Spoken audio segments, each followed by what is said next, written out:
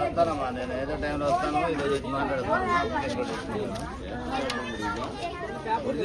వస్తావమ్మా, నేను వస్తాను.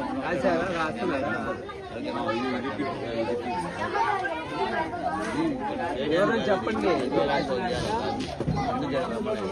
17 తారీఖు ఆడికి వస్తాను. 17కి ఇది కాదు, 17కి సచివాలయానికి వస్తే కమిటీ పెట్టాలి. కమిటీ పెట్టి అది దూరం వాళ్ళు ఓకే.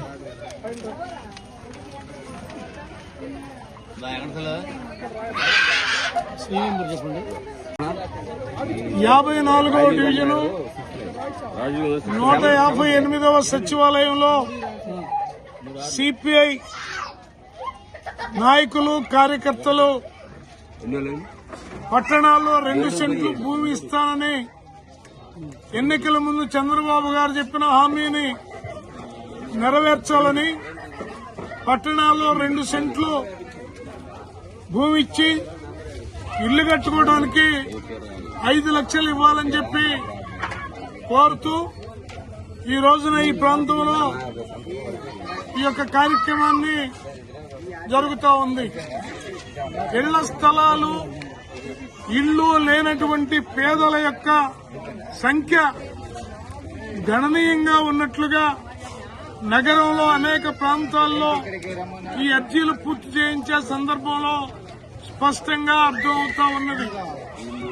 అలాగే ఈ అర్జీలన్నీ కూడా పూర్తి చేసి మొత్తం ఆయా స్థానిక సచివాలయాల్లో ఇచ్చి ఆ తర్వాత దానిపైన ఇళ్లు లేని ప్రతి పేదకు ఇళ్లు దక్కడం కోసం కావాల్సినటువంటి పోరాటం రాష్ట్ర వ్యాప్తంగా, జిల్లా వ్యాప్తంగా, అలాగే గుంటూరు నగరంలో జయప్రదంగా నిర్వహించడానికి నిరుపేదలందరూ కూడా ఈ కార్యక్రమాన్ని పూర్తి చేస్తా ఉన్నాం.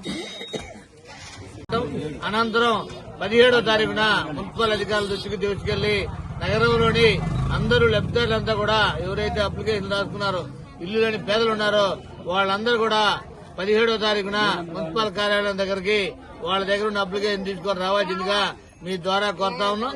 మరి ప్రభుత్వం మరి ఇచ్చిన మాట నిలబెట్టుకుని 2 సెంట్ల స్థలంలో మరి 5 లక్షల రూపాయల నిర్మాణం చేయాలని కోరుతా ఉన్నాం. వాస్తవంగా వారు చెప్పింది 4 లక్షలు, కానీ సంవత్సరం అయింది వాళ్ళు చెప్పి. ఇప్పటికి రేట్లన్నీ పెరగడం వల్ల మరి ఇలా సిమెంట్, ఇసుక, కంకర, గ్రావెల్ అన్ని కూడా రేట్లు పెరిగినాయి. అందువల్ల 1 లక్ష పెంచి 5 లక్షలు అడుగుతా ఉన్నాం. సిపిఐగా రాష్ట్ర వ్యాప్తంగా కూడా ఈ కార్యక్రమాన్ని నిర్వహిస్తా ఉన్నాం. ఇప్పటికైనా ముఖ్యమంత్రి గారు హామీ నిలబెట్టుకుని త్వరితగతిన 2 సెంట్ల స్థలంలో 5 లక్షల రూపాయలతో నిర్మాణం చేపట్టి పేదలందరూ కూడా సొంతింటి కళ నెరవేర్చాలని సిపిఐగా డిమాండ్ చేస్తా ఉన్నాం.